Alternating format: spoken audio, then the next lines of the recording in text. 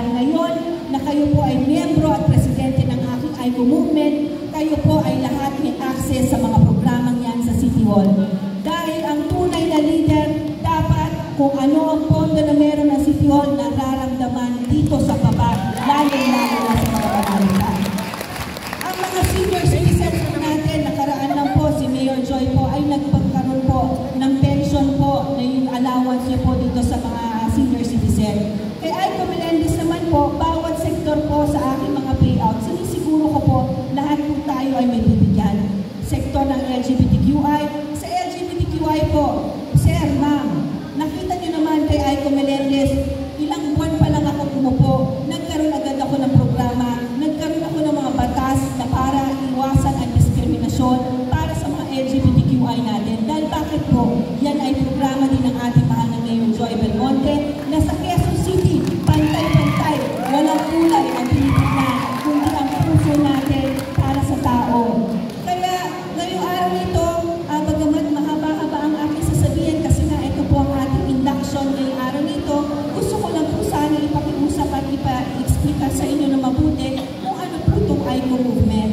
Kasi gusto natin na makatulong sa mas madaming tao. Papakiusap ko lang po sa inyo sa mga susunod na araw, alam naman natin na magpa-filing na po ng eleksyon. Sana po kayo na lang po ang bahala sa akin at sa team po ni Mayor Joy Belmonte. Marami naman na ang District 5 po ay open kung sino ang gustong tumakbo. Basta maging masuri po tayo kung sino po yung mga nandoon para sa inyo noong panahon na kailangan nyo sila. May araw man, may bagyo man, andun ba sila? Check. Noong panahon na may sunog, andun ba sila? Check. Pag merong tulong sa mga patay po, speaking din sa mga namamatayan po, ayaw po natin na namamatayan po, pero sa oras na meron po tayo namatayan ng pamilya, kaibigan po, meron din tayong burial assistance po program. Lumapit lang po kayo sa mga kagawad natin dito, ibigay nyo lang po ang inyong referral at kami po ay tutulong sa abot na makakaya natin. Kung saan pa po kayo hahanap ng konsiyan na ganito, kasipag po. Kasi po ang aking pinangako sa inyo nung ako'y tumatakbo at nililigawan ko kayo, bawal ang tamad, hindi po ba?